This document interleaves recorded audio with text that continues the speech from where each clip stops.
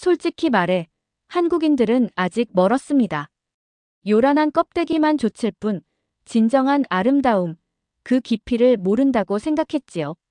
그런데 그 오만했던 제 생각이 완전히 틀렸다는 것을 깨닫게 된 제 평생의 비평가 경력에서 가장 강렬하고도 예측 불가능했던 패션쇼가 하나 있습니다. 분노와 웃음, 그리고 눈물이 뒤섞였던 그날의 기억은 아직도 생생합니다. 어쩌면 파리가, 아니 세계 패션계가 새로운 시대를 맞이하게 된 시작점이었을지도 모르겠습니다. 내 이름은 제네비에브 듀부아.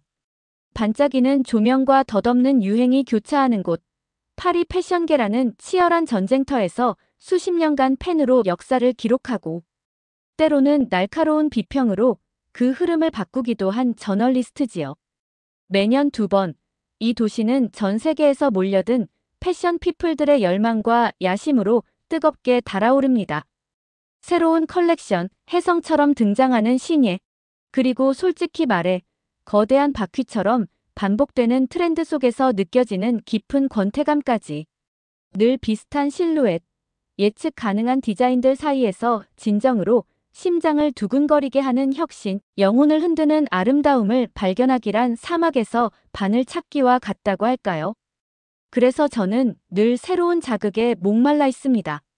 지루한 파리 패션계에 신선한 충격을 던져줄 무언가를 말입니다.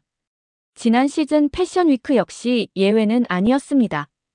연일 이어지는 화려한 쇼와 샴페인 거품 같은 파티 속에서 저는 최신 유행을 분석하는 동시에 뭔가 다른 것, 아직 알려지지 않은 날 것의 재능을 갈망하고 있었습니다. 그러던 중 공식 스케줄표 한 구석에서 낯선 이름 하나가 제 눈길을 사로잡았습니다. 아름 리에이아 리우엠 리. 한국에서 온 젊은 디자이너의 데뷔쇼라고 간략하게 소개되어 있었죠. 솔직히 말해서 큰 기대는 하지 않았습니다. 파리는 신진 디자이너들에게 에베레스트 산처럼 높고 냉혹한 곳입니다. 특히 아시아 디자이너들이 선보이는 동양적인 미학이라는 것은 종종 서양의 시각으로 재단된 오리엔탈리즘의 함정에 빠지거나 그저 이국적인 장식품 정도로 치부되기 일쑤였으니까요. 과연 이 젊은 한국 디자이너는 어떤 이야기를 보여줄 것인가? 또 한 번의 어설픈 문화 흉내내기일까? 아니면 진정한 새로움을 보여줄 수 있을까? 저는 약간의 냉소적인 마음과 아주 작은 호기심을 안고 쇼가 열리는 말에 지구의 작은 살롱으로 향했습니다. 쇼 시작 전 살롱 안은 특유의 긴장감과 은근한 탐색전으로 가득했습니다. 주변에서는 저명한 편집장들과 바이어들이 나누는 대화 소리가 낮게 깔렸습니다. 한국 디자이너. 글쎄, 요즘 K- 컬처가 유행이라지만 패션은 다르지. 저 역시 그들의 속삭임에 어느 정도 동의하고 있었습니다. 파리의 높은 벽을 넘기란 그리 쉬운 일이 아니니까요. 나중에 아름리 그녀에게 직접 듣게 된 이야기지만 그녀가 파리까지 오게 된 여정은 결코 순탄치 않았다고 합니다. 그녀는 전라남도의 작은 마을에서 태어나 배틀로 한평생 모시를 짜시던 어머니와 동네 한복장인 할아버지의 어깨너머로 옷과 처음 인연을 맺었다고 하더군요. 어린 아름은 어머니가 배틀에 앉아 시실과 날씨를 엮어 하얀 못이 천을 만들어내는 그 경이로운 과정을 넋을 잃고 지켜보곤 했답니다. 그 소리는 마치 자연의 속삭임 같았다고 합니다. 어머니는 늘 배틀가를 흥얼거리며 딸에게 말씀하셨다고 합니다. 아름아, 이 배틀 소리가 들리니? 이건 그냥 소리가 아니야. 이건 천에 담기는 우리의 마음이고 정성이란다. 옷은 말이다. 그냥 몸을 가리는 천 조각이 아니라 입는 사람의 마음을 따스하게 품는 그릇과 같은 것이야. 그러니 옷을 짓는다는 것은 그 마음에 정성을 담는 숭고한 일이란다. 그 말이 어린 아름의 마음에 깊이 새겨졌다고 합니다. 그녀는 또한 동네 어귀에서 작은 한복집을 운영하시던 장인 할아버지의 단골 심부름꾼이었습니다. 할아버지는 어린 아름의 야무진 손끝과 남다른 색감 감각을 눈여겨보시고는 자투리 천으로 작은 복주머니 만드는 법이며 꽃자수 노는 법이며 옷고름 매는 법 같은 것들을 가르쳐 주셨다고 합니다. 할아버지는 그녀의 작은 손을 잡고 말씀하셨죠. 아름아, 내 작은 손으로 이 옷감에 새 생명을 불어넣어 보거라. 전통을 잇는다는 것은 단순히 옛것을 지키는 것만이 아니라 거기에 너의 생각과 마음을 더해 새로운 숨결을 불어넣는 것이란다. 내 손으로 한복의 미래를 만들어가 보거라. 그녀는 그때부터 막연하게 내 손으로 세상에서 가장 아름다운 옷을 만들겠다는 꿈, 우리 옷의 아름다움을 세상에 알리겠다는 꿈을 꾸기 시작했고 자연스럽게 패션 디자인의 길로 들어섰다고 했지요. 어머니, 할아버지, 언젠가 제가 만든 옷을 세상 사람들이 모두 입게 될 거예요. 꼭 지켜봐 주세요. 어린 그녀는 그렇게 다짐했다고 합니다. 하지만 한국에서의 시작은 녹록지 않았습니다. 그녀는 서울에서 대학을 졸업하고 야심차게 자신의 첫 컬렉션을 선보였지만 결과는 참담했습니다. 당시 한국 패션계는 서양의 트렌드를 맹목적으로 따라가기에 급급했고 그녀의 한복을 현대적으로 재해석한 디자인은 너무 한국적이라 촌스럽다, 정체성이 모호하다, 상업성이 떨어진다는 식의 혹평을 받아야 했습니다. 특히 악명 높은 한 평론가는 쇼가 끝난 후 열린 기자회견에서 공개적으로 그녀를 조롱하며 망신을 주었다고 합니다. 그는 마이크를 잡고 비웃음을 흘리며 이렇게 말했다고 하죠. 이봐요, 아름리 씨. 이건 패션쇼가 아니라 무슨 민속촌 구경 온 줄 알았소. 한복. 그건 당신네들 박물관에나 있어야 할 구닥다리 유물 아니오. 언제까지 그런 과거 유물에 집착할 거요? K-팝인지 뭔지가 세계에서 잠깐 반짝인다고 당신네 패션까지 통할 거라 생각한다면 큰 착각이요. 미안하지만 한국 패션은 영원히 삼류를 벗어나지 못할 거요. 이런 옷은 파리 길거리 노숙자들도 안 입겠소. 차라리 기술이나 배우시오. 그 모욕적인 발언에 장내는 싸늘하게 얼어붙었고 몇몇 기자들은 낄낄거리기까지 했다고 합니다. 아름은 얼굴이 새하얗게 질려 아무 대답도 하지 못했지만 쇼가 끝나고 백스테이지에 전시된 자신의 작품 중 가장 아끼는 드레스 앞에 선 평론가가 이런 쓰레기는 찢어버려야 해. 라며 손을 뻗는 순간 그녀는 이성을 잃고 달려들어 그의 팔을 뿌리치며 소리쳤다고 합니다. 내 옷에 손대지 마시오. 내 뿌리를, 내 자부심을 당신 같은 사람이 함부로 건드릴 수 없어. 그녀의 갑작스러운 반격에 평론가는 당황했고 주변의 스태프들이 몰려와 소동이 벌어졌다고 합니다. 그날 밤 그녀는 홀로 작업실에 틀어박혀 며칠 밤낮을 울며 분노를 사겼다고 합니다. 그녀는 분노에 차 작업 중이던 옷감을 마구 찢으며 울부짖었다고 하죠. 내 뿌리를, 우리 역사를, 내 모든 것을 이렇게 모욕하다니. 당신들이 뭘 안다고. 내가 반드시 증명하고 말겠어. 한국적인 것이 가장 세계적인 것이라는 것을. 당신이야말로 시대를 읽지 못하는 구닥다리라는 것을. 두고 봐. 그녀의 가슴 속에는 깊은 상처와 함께 불타는 분노, 그리고 강한 오기가 자리 잡았습니다. 그때 고향에 계신 어머니께서 전화를 걸어와 조용히 위로해 주셨다고 합니다. 아름아, 세상의 모든 사람이 너를 이해할 수는 없단다. 중요한 것은 내 마음의 소리를 따르는 것이야. 상처에 갇혀있지 말고 그 분노를 내 창작의 에너지로 승화시키거라. 내 길을 묵묵히 걸어가거라. 엄마는 언제나 내 편이다.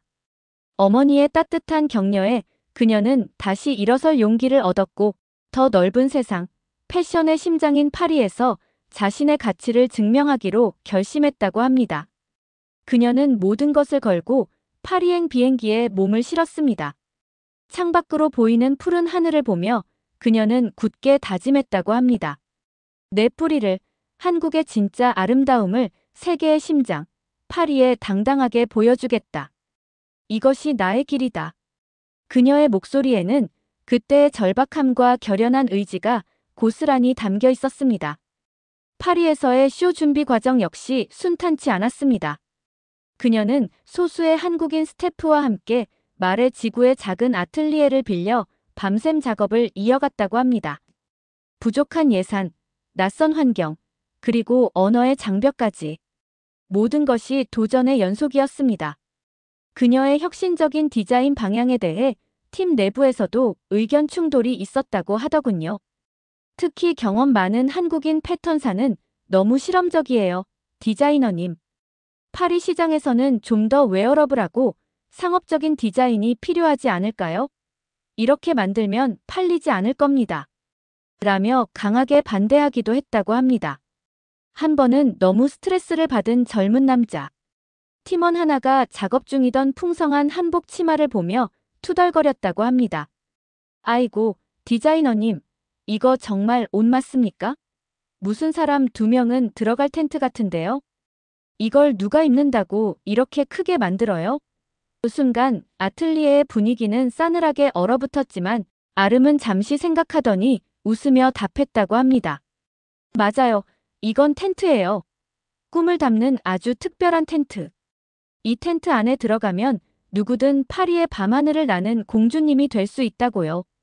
그녀의 엉뚱하지만 긍정적인 대답에 팀원들은 웃음을 터뜨렸고 그날 밤 그녀는 지친 팀원들을 위해 어디서 구해왔는지 서툰 솜씨로 한국식 야식인 떡볶이를 만들었다고 합니다. 매콤달콤한 떡볶이를 함께 나눠 먹으며 그들은 디자인에 대한 이야기를 다시 나누기 시작했고 어느새 서로를 향한 오해는 눈 녹듯 사라지고 웃음꽃을 피우게 되었다고 하죠. 역시 우리는 떡볶이로 하나가 되는 한국인인가 봐요. 이 한국의 마법 소스 덕분에 살았네. 하며 팀원들과 함께 웃었던 그 순간이 그녀에게는 파리에서 느낀 첫 번째 따뜻한 유머이자 연대의 기억이었다고 합니다. 또한 파리 현지에서 고용한 재단사들과의 소통은 더욱 큰 문제였습니다. 특히 경력이 오래된 한 프랑스인 수석 재단사는 동양에서 온 젊은 여성 디자이너를 노골적으로 무시하며 그녀의 디자인을 사사건건 비판했다고 합니다. 그는 아름이 가져온 한복 패턴을 보고는 이건 옷본이 아니라 무슨 종이 인형 도면인가? 이런 옷은 몸에 맞지도 않고 움직일 수도 없을 거요. 이건 옷이 아니라 그냥 천조각 낭비일 뿐이요. 이런 촌티. 나는 잠옷 같은 걸 만들 시간에 제대로 된 드레스나 배우시오. 라며 작업을 거부하기까지 했습니다. 아름은 분노했지만 감정을 누르고 차분하게 설명하려 애썼습니다. 하지만 서툰 프랑스어 때문에 답답함을 느꼈죠. 그러다 그녀는 자신도 모르게 외쳤다고 합니다. 이건 그냥 옷이 아니에요. 이건 하늘을 나는 양탄자 같은 왕의 꿈이라고요. C 네스트 파즈 JUST UN이 로브 CEST EUH COMM이 ONTAPIS VOLANT 러 아비 두 로이 왕의 꿈아비 두 로이라는 엉뚱한 표현에 아틀리에에 있던 모든 사람들이 폭소를 터뜨렸고 딱딱했던 분위기는 순식간에 녹아내렸다고 합니다. 심지어 그 까다로운 수석 재단사마저 웃음을 참지 못하며 하늘을 나는 양탄자라 당신 아주 재미있는 아가씨로군. 좋아. 어디 한번 그 왕의 꿈이라는 걸 내 손으로 만들어 봅시다. 라며 마음을 열고 그녀의 작업을 돕기 시작했다고 합니다. 그녀의 엉뚱한 프랑스어 실수가 오히려 소통의 물꼬를 튼 셈이었죠. 한 번은 아틀리에 근처 카페에서 아름이 파리 현지인에게 한국의 정쟁이라는 개념을 설명하려 애쓰는 모습을 본 적이 있습니다. 그녀는 온갖 손짓 발짓과 그림까지 그려가며 설명했지만 상대방은 어리둥절한 표정만 지을 뿐이었죠. 결국 그녀는 포기하고 에잇, 그냥 커피나 한 잔 더 주세요. 정답게 라고 외쳤는데 그 모습이 어찌나 귀엽고 웃기던지 저도 모르게 웃음이 터졌던 기억이 납니다. 파리지앵에게 정이라니 상상이나 했겠습니까? 쇼를 며칠 앞두고는 더욱 심각한 위기가 찾아왔습니다. 아름의 독창적인 디자인의 위협을 느낀 한 유명 프랑스 디자이너 장 피에르라는 자가 비열한 방해 공작을 펼친 것입니다. 그는 파리 패션계의 오랜 기득권 세력으로 젊은 아시아 디자이너의 등장을 탐탁지 않게 여겼다고 합니다. 그는 아름의 쇼에 서기로 계약된 메인 모델들에게 은밀히 연락하여 더 높은 개런티를 제시하며 빼가려고 시도했고 심지어 아름이 특별 주문한 한국산 실크. 원단이 세관 문제로 묶여 제때 도착하지 못하도록 뒤에서 압력을 넣기까지 했다고 합니다. 나중에 아름에게 들은 바로는 그가 파리는 아무나 데뷔하는 무대가 아니라는 것을 저 어린 동양 여자에게 가르쳐 줘야지 라고 공공연히 말하고 다녔다고 하더군요. 쇼를 코앞에 두고 모델과 핵심 원단이 사라질 위기에 처하자 아름은 극심한 스트레스와 배신감에 잠시 모든 것을 포기하고 싶었다고 합니다. 하지만 그녀는 다시 한번 마음을 다잡았습니다. 그녀는 밤새 파리 시내를 뛰어다니며 새로운 모델 에이전시를 수소문했고 직접 발품을 팔아 파리에 숨겨진 원단 시장에서 대체할 만한 최고급 실크를 찾아 나섰다고 합니다. 그녀는 좌절하는 팀원들에게 이렇게 외쳤다고 합니다. 파리는 재능 있는 사람에게 언제나 기회를 주는 곳이에요. 여기서 무너질 순 없어요. 우리 손으로 기적을 만듭시다. 그녀의 불굴의 의지에 감동한 팀원들은 다시 한번 밤샘 작업에 돌입했고 마침내 쇼 전날 밤 기적처럼 모든 준비를 마칠 수 있었다고 합니다. 그 과정에서 그녀는 진정한 리더로 거듭난 것이지요. 쇼 당일 리허설 중에는 또 한 번의 뜬금없는 해프닝이 있었습니다. 피날레를 장식할 풍성한 한복 치마를 입은 모델이 런웨이를 걷다가 그만 발이 꼬여 대굴대굴 구르며 넘어져 버린 것입니다. 다행히 다치지는 않았지만 모델은 창피함과 짜증이 뒤섞인 표정으로 오마이갓, 이 치마는 나를 죽이려고 작정했나 봐요. 균형 잡기가 너무 힘들다고요. 이건 옷이 아니라 무슨 롤러코스터 같아요. 라며 투덜거렸다고 합니다. 쇼를 망칠 수도 있는 심각한 상황이었지만 아름은 침착하게 모델에게 다가가 웃으며 말했다고 합니다. 걱정 말아요, 셀린. 넘어진 게 아니라 잠시 앉아서 쉬었던 거라고 생각해요. 그리고 이 치마는 당신을 넘어뜨리는 롤러코스터가 아니라 당신을 오늘 밤 파리 패션계의 가장 빛나는 스타로 단숨에 날려줄 특별한 로켓이 될 거예요. 준비됐나요, 로켓걸? 그녀의 재치 있는 위로와 격려에 모델과 주변 스태프들은 모두 웃음을 터뜨렸고 긴장했던 분위기는 다시 화기애애해졌다고 합니다. 그 모델은 아름에게 진심으로 사과했고 쇼 당일 그 누구보다 멋지게 그 로켓 치마를 소화해냈다고 하죠. 심지어 쇼 직전에는 다른 프랑스 스태프 한 명이 급하게 옷을 입히다가 한복 저고리를 실수로 뒤집어 입혀놓고는 마담 리. 이게 맞는 건가요? 왠지 좀 이상한데 하고 당황해하는 웃지 못할 상황도 벌어졌다고 합니다. 아름은 기가 막혔지만 웃으며 와. 이제 앞뒤가 똑같은 패션. 반전의 미학인데요? 라고 농담을 던져 또 한 번 팀을 웃게 만들고는 재빨리 옷을 바로 입혔다고 하더군요. 이런 작은 유머와 긍정적인 마음이 모여 그날의 기적을 만들었는지도 모르겠습니다. 쇼 시작 직전에는 쇼룸 앞에서 또 다른 소동이 벌어졌습니다. 파리 패션계에서 막강한 영향력을 행사하는 중국계 큰손 바이어인 왕 회장이라는 사람이 쇼룸을 찾아와서는 아름의 디자인을 보고 대뜸 이렇게 말했다고 합니다. 이거 한복이라고 했소. 아름답긴 하지만 이건 명백히 우리 중국의 전통 복식인 한푸 HANFU를 베낀 것이오. 당신네 한국 문화는 원래 다 중국에서 건너간 것 아니오. 이런 식으로 역사를 왜곡해서 장사를 하려 하다니 아주 불쾌하군. 그는 터무니없는 억지 주장을 펼치며 쇼를 후원하는 다른 바이어들에게 압력을 넣어 쇼를 방해하려고까지 했습니다. 그의 고압적인 태도에 아름은 순간 분노로 온몸이 떨렸지만 침착하게 대응했다고 합니다. 그녀는 미리 준비해둔 고구려 고분 벽화 사진과 조선시대 풍속화 자료, 그리고 한복과 한푸의 구조적 차이를 설명하는 디자인 도판들을 꺼내 왕 회장 앞에 펼쳐 보이며 차분하지만 단호하게 반박했다고 합니다.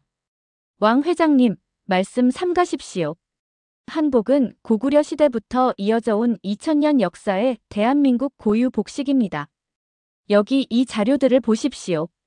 구조와 형태, 착용 방식 등 모든 면에서 중국의 한푸와는 명백히 다릅니다.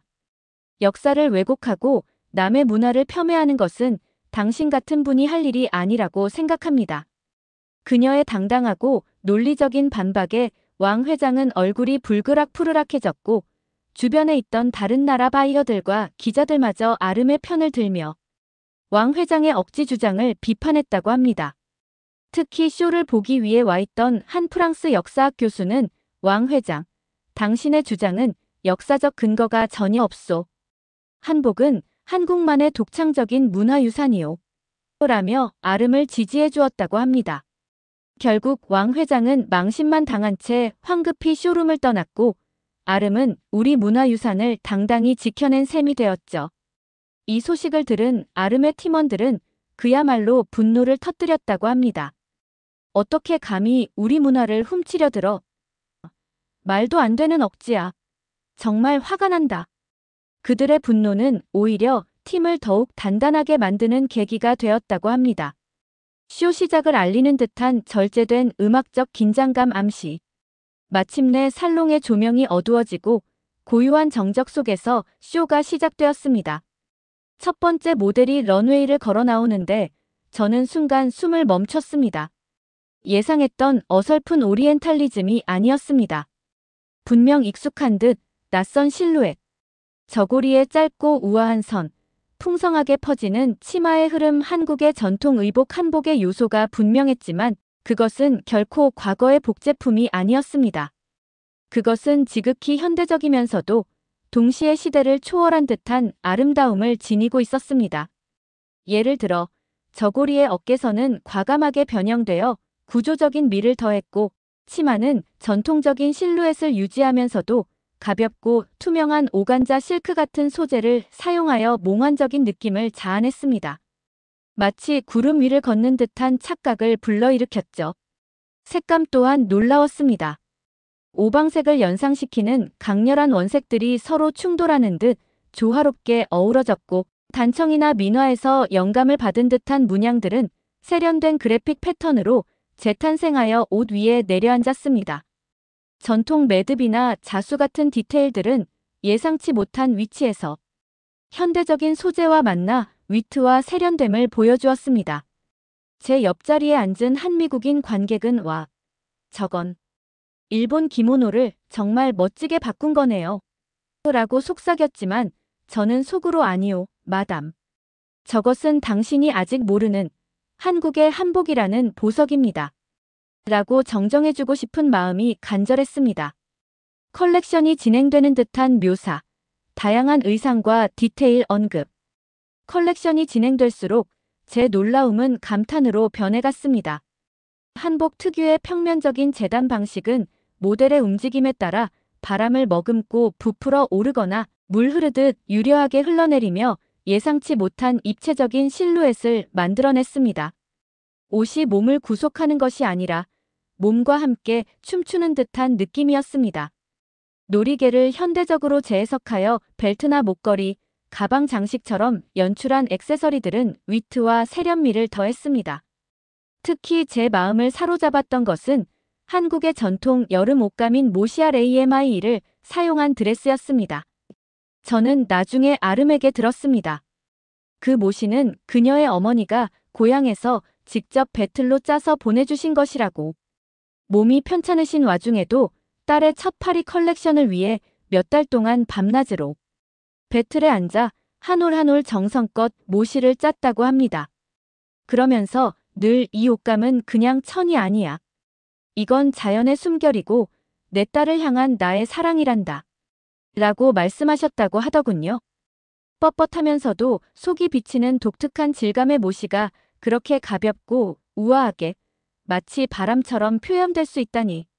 그것은 동양과 서양, 전통과 현대의 경계를 허무는 듯한 전에 본 적 없는 새로운 미학이었습니다. 그녀는 또한 돌아가신 장인 할아버지께서 남기신 마지막 편지를 제게 보여주었습니다. 거기에는 이렇게 적혀 있었다고 합니다. 아름아, 내 손에는 세상을 놀라게 할 힘이 있다. 전통에 얽매이지 말고 내 마음껏 새로운 길을 만들어 가거라. 내가 만든 옷이 세상을 따뜻하게 보듬어 주기를 바란다. 할아비는 늘 너를 응원하마. 그녀는 할머니 장인이 어린 자신에게 속삭였던 내 손으로 새 생명을 불어넣어 보거라는 말처럼 어머니와 할아버지의 유산에 자신만의 숨결을 불어넣어 완전히 새로운 아름다움을 창조해낸 것입니다. 제 주변의 분위기도 확연히 달라지기 시작했습니다. 처음의 냉담함과 속삭임은 사라지고 여기저기서 감탄 섞인 낮은 탄성과 함께 MAGNIFIQUE 멋지다. TRS 엘겐트 아주 우아해.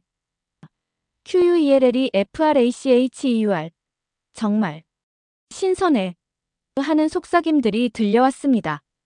까다롭기로 소문난 이탈리아 보그 편집장마저 안경을 고쳤으며 무대에 집중했고 옆자리에 백발이 성성한 프랑스 거장 디자이너는 연신 고개를 끄덕이며 만족스러운 미소를 짓고 있었습니다. 하지만 쇼 중간쯤, 쇼 시작 전 그녀를 촌스럽다고 비난했던 한국의 그 악명 높은 평론가가 다시 한번 큰 소리로 비아냥거리기 시작했습니다. 이게 다야. 역시 한복은 한복일 뿐이군. 유치한 동양 복장놀이에 불과해. 이런 걸 보고 감탄하다니 파리 사람들도 별거 아니구먼. 내 말이 맞지 않소? 그의 무례한 조롱은 축제 분위기에 찬물을 끼얹는 듯 했습니다. 무대 뒤에서 이 소리를 들은 아름은 순간 분노로 온몸이 떨렸지만 이제 그녀는 더 이상 과거의 그녀가 아니었습니다. 그녀는 쇼를 지휘하는 스태프에게 무언가를 속삭였고 잠시 후 피날레를 앞두고 무대 조명이 그 평론가에게 집중되었습니다.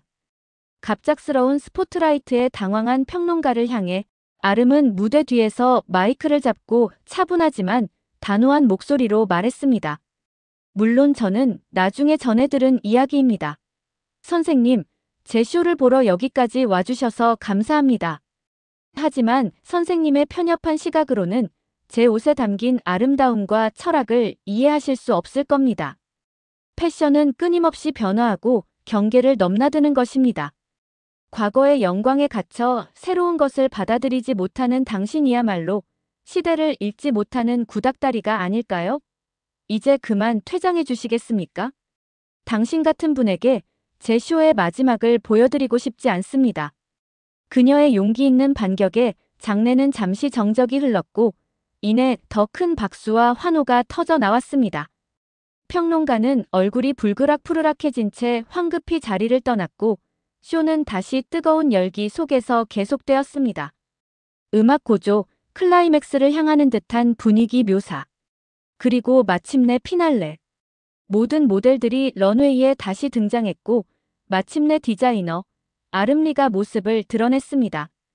그녀는 아직 앳되어 보이는 얼굴에 수줍은 미소를 띠고 있었지만 그 눈빛만큼은 자신의 작품에 대한 확신과 자부심 그리고 방금 전의 시련을 이겨낸 강인함으로 가득 차 보였습니다. 그녀가 고개를 숙여 인사하는 순간 그동안 숨죽이고 있던 살롱 안의 공기가 폭발하듯 터져 나왔습니다. 약속이나 한 듯 살롱을 가득 메운 박수갈채가 터져 나온 것입니다. 그것은 단순한 박수가 아니었습니다. 그것은 무례한 평론가와 억지 주장에 대한 통쾌한 반격이자 아름리의 재능과 용기에 대한 뜨거운 지지였습니다. 박수 소리는 점점 커져갔고 마침내 파리의 까다로운 패션 피플들이 좀처럼 보여주지 않는 기립박수로 이어졌습니다. 저명한 비평가들, 세계적인 디자이너들, 바이어들 모두가 자리에서 일어나 진심 어린 찬사를 보내고 있었습니다. 저 역시 어느새 자리에서 일어나 뜨겁게 손뼉을 치고 있었습니다. 수십 년간 수천 번의 쇼를 봐왔지만 신인 디자이너의 데뷔쇼에서 이런 광경은 처음이었습니다. 그것은 단순한 성공이 아니라 하나의 사건이었습니다. 파리가 새로운 아름다움에 한국에서 온 젊은 디자이너에게 진심으로 경의를 표하는 순간이었습니다. 쇼가 끝난 후 백스테이지는 흥분과 찬사로 가득 찼습니다. 파리 패션계의 실력자로 통하는 경쟁 디자이너 마르탱 씨마저 백스테이지로 직접 찾아와 아름리에게 정말 인상적인 쇼였소. 마드모아젤리. 당신의 재능은 파리를 놀라게 하기에 충분하오. 진심으로 축하하오. 그리고 아까 그 무례한 자들 때문에 상심하지 않기를 바라오. 그들은 패션을 볼 줄 모르는 사람들이니. 라며 진심 어린 격려를 건넸습니다. 저는 간신히 아름리와 다시 마주 앉아 짧은 인터뷰를 할 수 있었습니다. 그녀는 여전히 떨리는 목소리였지만 눈빛은 그 어느 때보다 밝게 빛나고 있었습니다. 그녀는 자신의 디자인 철학과 함께 쇼를 준비하며 겪었던 어려움, 그리고 자신을 믿어준 사람들에 대한 감사함을 차분하게 이야기했습니다. 그리고 그녀는 제게 어머니 이야기를 들려주었습니다.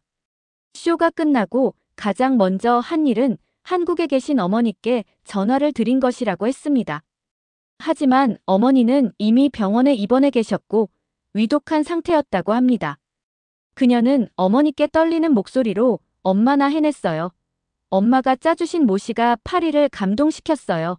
라고 말했고 전화기 너머 어머니는 희미하지만 분명한 목소리로 내 딸 장하다. 내가 세상을 바꿨구나. 이제 편히 눈 감을 수 있겠다. 라는 마지막 말을 남기고 조용히 눈을 감으셨다고 합니다. 아름은 그 자리에서 오열했습니다. 쇼의 성공이라는 기쁨과 어머니를 잃은 슬픔이 뒤엉켜 그녀는 한동안 깊은 슬픔에서 헤어나오지 못했다고 합니다. 며칠 후 그녀는 어머니가 남기신 작은 상자 하나를 받았습니다. 그 안에는 어머니가 마지막 힘을 다해 짜신 고운 모시 한 필과 함께 그녀가 파리로 떠나기 전 어머니께서 손수 써주신 편지가 들어있었다고 합니다. 편지에는 이렇게 적혀 있었다고 하죠. 사랑하는 내 딸 아름아. 내가 이 편지를 읽을 때쯤이면 엄마는 아마 내 곁에 없겠구나. 하지만 슬퍼하지 마라. 엄마는 내가 자랑스럽고 또 자랑스럽단다. 내가 파리에서 펼칠 날개를 엄마는 이곳에서 늘 응원하고 있겠다. 이 모시는 엄마가 너에게 주는 마지막 선물이자 나의 유산이다. 부디 이것으로 세상을 더 아름답게 만드는 옷을 지으렴. 그리고 내가 받은 사랑을 이제 다른 이들에게 나누어 주렴. 그것이 엄마의 마지막 바람이다. 어머니의 마지막 선물과 편지 앞에서 아름은 다시 한번 디자이너로서의 소명을 다짐했다고 합니다. 그날 밤 저는 호텔로 돌아와 리뷰 기사를 작성했습니다. 평소에 냉철하고 분석적인 문장 대신 제 기사에는 설렘과 흥분, 그리고 깊은 존경심이 가득 담겼습니다. 저는 이렇게 썼습니다. 오늘 파리는 한국에서 온 젊은 디자이너 아름리에게 완전히 매료되었다. 그녀는 한복이라는 전통 의복을 현대적인 하이 패션으로 완벽하게 승화시키며 우리에게 전에 없던 새로운 미적 경험을 선사했다. 그녀의 컬렉션은 단순히 옷이 아니라 시대를 초월하는 우아함과 동양적 지혜, 그리고 그것을 지켜낸 한 인간의 투쟁과 열정이 담긴 한 편의 시와 같았다. 이것은 단순한 유행이 아닌 세계 패션계에 던져진 신선하고 강력한 메시지다.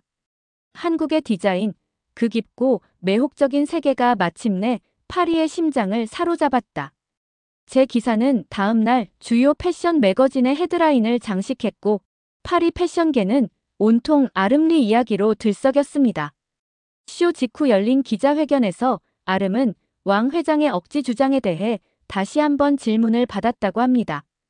그녀는 준비해온 고구려 벽화와 조선시대 기록들을 보여주며 차분하지만 단호하게 한복은 중국의 영향을 받은 것이 아니라 수천 년간 독자적으로 발전해 온 한국 고유의 복식 문화입니다.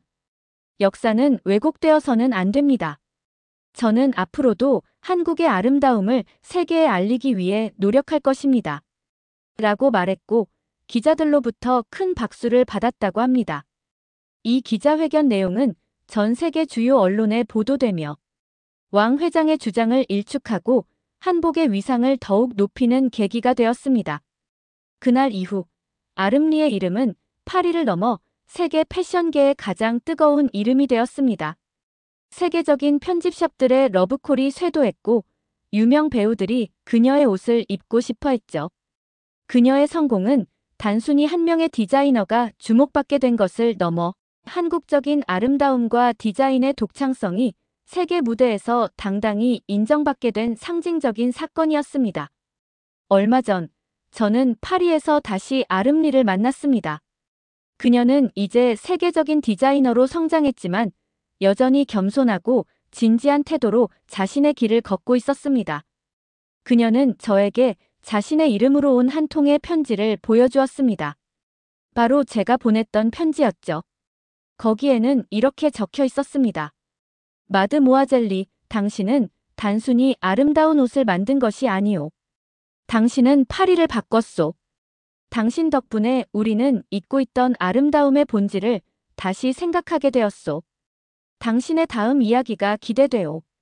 그녀는 그 편지를 받고 큰 용기를 얻었다고 했습니다. 그녀는 이제 한국으로 돌아가 어머니의 유산인 마지막 모시를 팔아 마련한 돈과 자신의 성공으로 얻은 부를 더해 자신처럼 세계 무대를 꿈꾸는 후배 디자이너들을 위한 아름재단 설립 행사를 열었습니다. 그 자리에는 한국의 재능 있는 젊은 디자이너 지망생들이 가득했고 아름은 그들 앞에서 눈물을 글썽이며 이렇게 맹세했다고 합니다. 제가 받았던 기회와 사랑을 이제 여러분께 돌려드리겠습니다. 돌아가신 제 어머니와 할아버지의 유산으로 그리고 제가 가진 모든 것으로 여러분의 꿈을 키우겠습니다. 저보다 더 멀리, 더 높이 날아오르십시오. 제가 여러분의 든든한 날개가 되어드리겠습니다. 우리는 함께 세계 무대에 한국 디자인의 위대함을 알릴 것입니다. 그녀의 진심. 어린 연설의 장례는 뜨거운 박수와 감동의 눈물로 가득 찼다고 합니다. 그날 세계적인 패션계의 거장, 가상의 이탈리아 디자이너 조르지오 마르티니로부터 온 축하 편지가 낭독되기도 했습니다. 그는 편지에서 이렇게 극찬했다고 하죠. 아름릭, 당신의 등장은 침체된 세계 패션계에 내린 단비와 같소. 당신의 디자인은 동양과 서양, 전통과 현대를 잇는 가장 완벽한 다리이며 의심할 여지 없이 한국 디자인은 이제 세계 패션의 미래를 이끌어갈 강력한 힘이요. 당신과 당신의 재단이 키워낼 젊은 인재들이 만들어갈 새로운 시대를 기대하겠소. 이 편지는 아름재단의 비전을 더욱 빛나게 해주었고 참석한 모든 후배들에게 큰 용기와 희망을 주었다고 합니다. 한 후배는 아름에게 다가와 선배님 덕분에 제 뿌리가 부끄러운 것이 아니라 세상에서 가장 자랑스러운 것임을 알게 되었습니다. 저도 선배님처럼 세계에 한국의 아름다움을 알리는 디자이너가 되겠습니다. 라며 감사의 눈물을 흘렸다고 합니다. 수많은 트렌드가 명멸하는 이곳 파리에서 저는 종종 아름리의 쇼를 떠올립니다. 그녀가 보여준 것은 옷 그 자체가 아니라 옷에 담긴 정신과 문화의 힘, 그리고 한 인간의 불굴의 의지였습니다. 자신의 뿌리에 대한 깊은 이해와 존중, 그리고 그것을 현대적인 감각으로 재해석하는 창의적인 용기. 그것이야말로 진정한 아름다움의 원천이 아닐까요? 그날의 기립박수는 바로 그 점에 대한 파리의 경의였을 것입니다. 한국의 디자인, 이제 그것은 더 이상 변방의 이야기가 아닙니다. 세계 패션의 중심, 파리가 주목하고 감탄하는 매혹적이고 강력한 새로운 흐름이 되었습니다. 그리고 저는 그 흐름을 가장 먼저 목격한 증인으로서 아름리와 그녀를 이을 또 다른 한국 디자이너들이 펼쳐낼 더 놀라운 이야기들을 기대하며 기꺼이 기록할 준비를 하고 있습니다.